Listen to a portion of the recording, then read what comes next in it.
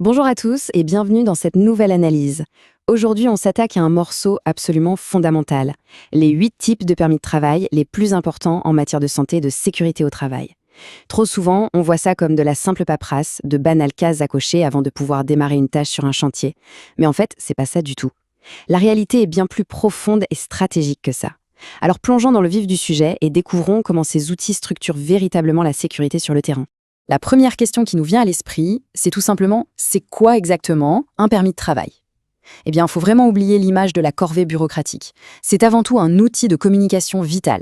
Pensez-y comme à un contrat, une garantie formelle que toutes les parties prenantes, depuis la direction jusqu'aux opérateurs sur le terrain, se sont parlé et ont bien compris les risques avant même de toucher le moindre outil. C'est carrément ce qui transforme un environnement potentiellement chaotique en un espace de travail totalement maîtrisé. Du coup, voici notre feuille de route pour cette exploration. 1. On va parler de la maîtrise des risques. 2. L'utilité du système. 3. Les travaux à chaud et à froid. 4. Les espaces confinés et en hauteur. 5. Les systèmes complexes comme l'excavation et l'électricité. Et enfin, 6. On terminera sur les limites du contrôle administratif. C'est parti. Première partie, donc, maîtriser les risques au travail et le contexte même de ces fameux permis. Pour bien comprendre où se situe le permis, il faut regarder la pyramide de maîtrise des risques. Le permis de travail, c'est pas la première ligne de défense, loin de là. La hiérarchie compte 5 étapes. L'idéal, ça reste l'élimination pure et simple du risque. Ensuite, la substitution, puis les contrôles techniques. Et c'est seulement quand ces 3 étapes-là ne suffisent pas à contenir totalement le danger qu'on dégaine l'étape numéro 4, le contrôle administratif. Le permis de travail, c'est vraiment le roi de cette 4e étape, juste avant le tout dernier recours qui est l'équipement de protection individuelle. Si on veut être précis, un permis de travail, c'est une autorisation écrite, oui, mais sous des conditions ultra strictes. Ça cible des tâches spécifiques à haut risque et surtout dans un délai très précis. C'est pas un passif limité. Et le détail qui change tout, c'est la validation. Le permis doit être examiné et signé par une personne qualifiée qui ne participe pas elle-même aux travaux. Cette séparation des rôles, c'est super important parce que ça garantit une vraie objectivité et ça évite de fermer les yeux face au danger. Ce qui nous amène à notre deuxième point, l'utilité même du système. En clair, pourquoi on les utilise? En fait, tout le système repose sur 3 grands piliers. Premier pilier, la sécurité directe des personnes. Le permis force à vérifier qu'on a bien les équipements de protection et un plan d'évacuation avant même de donner le premier coup de marteau. Deuxième pilier, la responsabilisation. S'il y a un pépin, le permis indique clairement qui a approuvé quoi et qui a fait quoi. Il n'y a pas de zone d'ombre possible. Et le troisième, qu'on oublie souvent, l'analyse des données. En cas d'accident ou de presque accident, ces documents deviennent une vraie mine d'or pour mener des enquêtes et trouver la racine du problème. Allez, on entre dans le vif du sujet. Troisième partie, les travaux à chaud et à froid, ou comment gérer les risques thermiques. Ici, le contraste est saisissant. D'un côté, on a le permis de travail à froid. C'est pour tout ce qui ne génère aucune étincelle ni chaleur. C'est génial pour la coordination, par exemple quand plusieurs équipes bossent au même endroit en même temps, ou pour encadrer une toute nouvelle tâche. De l'autre côté, le permis de travail à chaud. Et là, le danger monte carrément d'un cran.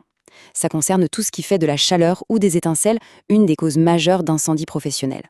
Là, on rigole pas. Liste de contrôle hyper rigoureuse, extincteurs prêts à l'emploi et plan d'évacuation spécifique obligatoire. La différence entre les deux est énorme et vitale à comprendre. Quatrième partie, les espaces confinés et le travail en hauteur, ce qu'on va appeler les risques spatiaux. Commençons par les espaces confinés. Que l'endroit soit considéré comme intrinsèquement dangereux ou pas, y entrer, ça demande une préparation minutieuse. Ce permis s'appuie sur une liste de vérifications exhaustives qui ne laisse absolument rien au hasard, le tout calé sur les normes internationales. On va tout vérifier, la ventilation, l'absence de gaz toxiques, la présence d'observateurs à l'extérieur. C'est littéralement une barrière administrative contre des environnements qu'on ne peut pas toujours prévoir. Et son parfait complément, c'est le permis de travail en hauteur. Faut savoir que les chutes restent malheureusement l'une des causes les plus fréquentes d'accidents graves, voire mortels. Donc, ce permis, il sert de bouton pause. Il oblige l'équipe à s'arrêter et à regarder méticuleusement l'environnement. Les barrières sont bien en place, les harnais anti-chute sont bien inspectés et portés correctement. On valide physiquement toutes ces protections avant même de commencer à grimper. On passe à la 5e partie, un peu plus dense, l'excavation, l'électricité et les énergies, bref, les systèmes complexes. Là, on a 4 permis qui exigent une rigueur absolue. D'abord, l'excavation. Le gros risque, c'est de percer un réseau souterrain, comme le gaz ou l'électricité. L'exigence clé, obligation de vérifier les plans et de faire un levé topographique. Ensuite, l'électricité. Pour éviter un choc mortel ou un incendie, il faut impérativement un certificat d'isolation électrique prouvant que le circuit est sécurisé. En numéro 3, la fameuse consignation, le loto, pour tout ce qui touche aux énergies mécaniques ou chimiques. Et enfin, le permis de radiographie, utilisé pour contrôler des soudures par exemple. Avec le risque des rayons X, ça demande des interventions très ciblées quand il n'y a quasiment personne autour pour limiter l'exposition. D'ailleurs, un détail crucial sur ce certificat de consignation, le loto. C'est une vraie règle de tolérance zéro. Pour vérifier qu'une installation est bien mise hors service, toutes les parties prenantes doivent être présentes, sans aucune exception. Qu'il s'agisse d'isoler un moteur ou de l'énergie hydraulique, l'équipement n'est considéré comme neutre que lorsque tout le monde a vérifié et verrouillé le système. Et c'est pareil pour tout remettre en route. C'est la garantie absolue qu'une machine ne va pas redémarrer alors qu'un technicien a encore les mains dedans. 6e et dernière étape de notre exploration, les limites du contrôle administratif. Une vraie mise en garde s'impose. Regardez bien cette citation. Elle résume parfaitement le piège à éviter. Le contrôle administratif des risques demeure la 4e option dans la hiérarchie du contrôle des risques et ne doit pas être le seul recours. Faut vraiment bien l'intégrer. Un bout de papier, même parfaitement rempli et signé, ça n'a jamais bloqué physiquement une chute et ça n'éteint pas un incendie. Le permis, c'est un facilitateur. Il s'assure que les procédures concrètes sur le terrain, comme mettre un harnais ou un cadenas, sont bien appliquées. Ça organise la sécurité, mais pour sûr, ça ne la remplace pas. Ce qui nous amène à cette réflexion finale hyper importante. Est-ce que ces procédures administratives suffisent à elles seules pour garantir une sécurité absolue sur le terrain ? Eh bien, on l'a vu, la réponse est non. Les 8 types de permis qu'on a décortiqués, ce sont des piliers incontournables, c'est indéniable. Ça force à communiquer, ça impose des vérifications. Mais leur succès repose sur une culture d'entreprise forte où la vigilance humaine reste le cœur du dispositif.